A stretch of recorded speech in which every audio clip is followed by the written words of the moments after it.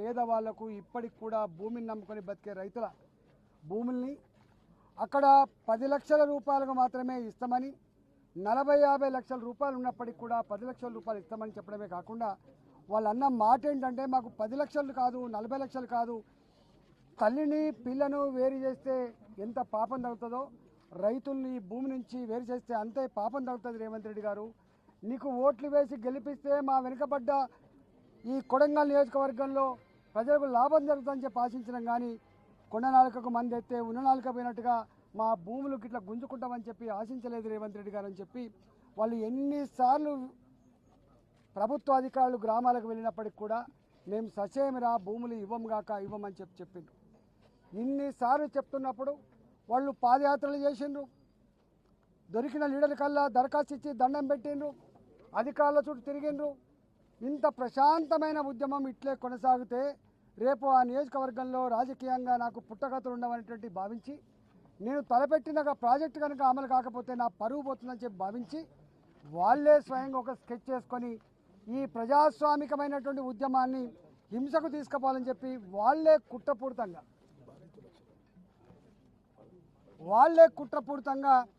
Sketch చేసుకొని కలెక్టర్ని పట్టుకొచ్చుకొని వాళ్ళే లొల్లి పుట్టించుకొని దాడులు చేసుకొని ఆ దాడుల్ని అడ్డం పెట్టి ఈ దాడులు చేసింది రైతులని, దీనికి కారకులు ప్రజలని చెప్పి వాళ్ళను బూచి చూసి ఇవాళ ఈ విధంగా భయపెట్టించారు. వారు చెప్పింది ఎంపీ గారు స్వయంగా, ఎంపీ గారు కానీ ఎమ్మెల్యే గారు కానీ ప్రజాప్రతినిధులు ప్రజలకు ఏం హామీ ఇస్తారు? మీకు ఆపద వచ్చినప్పుడు అవసరం వచ్చినప్పుడు మీ కాలుకు ముళ్ళురితే పన్నుతో పీకే సర్వీస్ చేస్తామని చెప్పి చెప్తారు. మొన్ననే పార్లమెంటుకు వారు బ్రహ్మాండమైనటువంటి దాంతో గెలిచి వచ్చారు. వారి ప్రజలకు అక్రమంగా దుర్మార్గంగా కొడితే కేసులు పెడితే పలకరిద్దాము, వాళ్ళ కుటుంబ సభ్యులకు ధైర్యాన్ని ఇద్దామని చెప్పిపోతే 20 కిలోమీటర్ల ముందే బారికేడ్లు వేసి 144 సెక్షన్లు పెట్టి మీరు పోవడానికి వీల్లేదని చెప్పి ఇవాళ ప్రజలకు సేవ చేసేటువంటి అధికారాన్ని కట్టేలు చేసిన పోలీసుల మీద కూడా చర్య చేపట్టకపోతే తప్పకుండా వారు ఇప్పటికే ప్రివిలేజ్ మోషన్ ఇచ్చారు. పార్లమెంటు సభ్యులంటే ఇవాళ నీ చీఫ్ సెక్రటరీ కాదు, నీ డీజీపీ కాదు, వాళ్ళకంటే ఎక్కువ ప్రోటోకాల్ ఉన్నవాళ్ళు, బాధ్యత ఉన్న వాళ్ళు అన్నిటికీ మిక్కిలి ప్రజలకు ఏమైనా జరిగితే అండగా ఉండే వాళ్ళను నిలువరించే ప్రయత్నం చేసినావు. ఇవాళ వారిని వాళ్ళ పార్లమెంటు పరిధిలోకి ఎంటర్ కాకుండా ప్రజలకు పరామర్శ చేయకుండా ఎవరైతే అడ్డుకున్నారో వాటి మీద కూడా ఇవాళ ప్రివిలేజ్ మోషన్ ఇస్తాం, ఖచ్చితంగా వాళ్ళను ఢిల్లీ వేదిక మీద నిలబెడతామని చెప్పి ఈ సందర్భంగా హెచ్చరిస్తూ ఉన్నాం. కానీ వాళ్ళ అన్ననో తమ్ముడో నాకు తెలియదు కానీ 50 కాళ్ళల్లో 300 మందిని తీసుకుపోయి ఇంటింటికి పోయి చూసినరా, మాకు ఎదురు తిరిగితే ఎదురు మాట్లాడితే ఏ గతి పడుతుందో అర్థమైందా? మీకు ఎవరు కాపాడలేరు, మిమ్మల్ని ఓట్లు వేసుకున్న భారతీయ జనతా పార్టీ కాపాడలేదు, ఇంకొక పార్టీ కాపాడలేదు. మీరు కనుక మర్యాదగా సంతకాలు పెట్టి మీరు మాకు అంగీకరిస్తే జైళ్ళల్లో ఉన్న వాళ్ళు బయటకు వస్తారని చెప్పి మాట్లాడుతుందంటే ఎంత దుర్మార్గంగా రేవంత్ రెడ్డి ప్రవర్తిస్తుందో అర్థం కావాలి. ఇలాంటి నియంతలకు ఎట్లా బుద్ధి చెప్పానో తప్పకుండా తెలంగాణ సమాజం సందర్భం వచ్చిన బుద్ధి చెప్తుంది.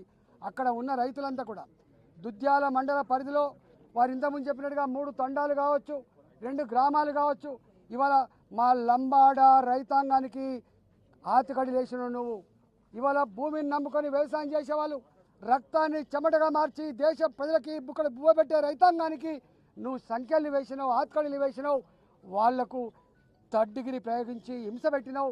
ఇది మంచిది కాదు రేవంత్ రెడ్డి. గతంలో ఖమ్మంలో రైతాంగానికి సంఖ్యలు వేసినటువంటి వాళ్లకు ఏ గతి పట్టిందో రేపు నీకు కూడా అదే గతి పడుతుందని చెప్పి హెచ్చరిస్తూ ఉన్నా. వచ్చినప్పటి నుంచి చూస్తూ ఉన్నాం, మీరు ప్రజల మీద దాడి చేయడం తప్ప, ప్రజల గూడు కూలగొట్టడం తప్ప, ప్రజలను హింస పెట్టడం తప్ప, ప్రజలకు ప్రశాంతత లేకుండా చేయడం తప్ప ఇవాళ నువ్వు చేస్తున్న ఘనకార్యం ఏం లేదు రేవంత్ రెడ్డి.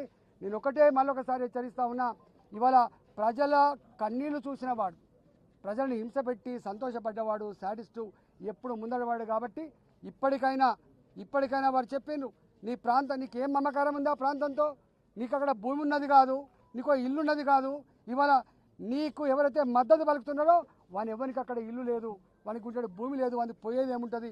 ఒక్కొక్క రైతు 10 ఎకరాలు 15 ఎకరాలు బ్రహ్మాండమైన కంది పంట వేసుకొని బ్రహ్మాండంగా పల్లి పంట వేసుకొని పండించుకునే వాళ్ళకి ఇవాళ నీ రూపంలో వచ్చినటువంటి భూతం అని చెప్పి వాళ్ళు భావిస్తూ ఉన్నారు. కాబట్టి ఇప్పటికైనా బేజాలవ్వకుండా ప్రజలతో గోక్కున్నోడు, అందులో రైతులతో గోక్కున్నోడు ఎవడు ముందడ పడడు. కాబట్టి నీకు కూడా గతంలో ఎవరికైతే గతి పట్టిందో నీకు కూడా అదే గతి పడుతుందని చెప్పి హెచ్చరిస్తా ఉన్నా.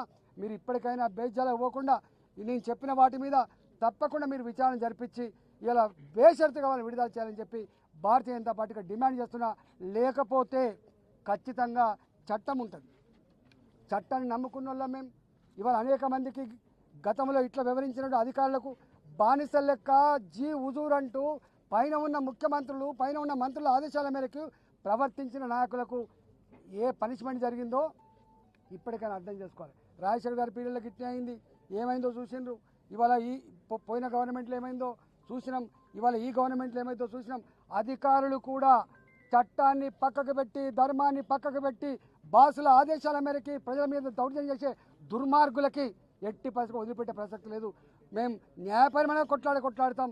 తప్పకుండా దేశంలో ఉన్నటువంటి ఇలా ఎస్టీ కమిషన్ కావచ్చు, బీసీ కమిషన్ కావచ్చు, వాటి మీద కూడా వీళ్ళ కుటుంబ సభ్యులతో వాళ్ళకు కాంప్లైంట్ చేసే ప్రయత్నం చేస్తాం, బోన్లు నిలబెట్టే ప్రయత్నం చేస్తామని చెప్పి ఈ సందర్భంగా ప్రభుత్వాన్ని హెచ్చరిస్తా ఉన్నాం.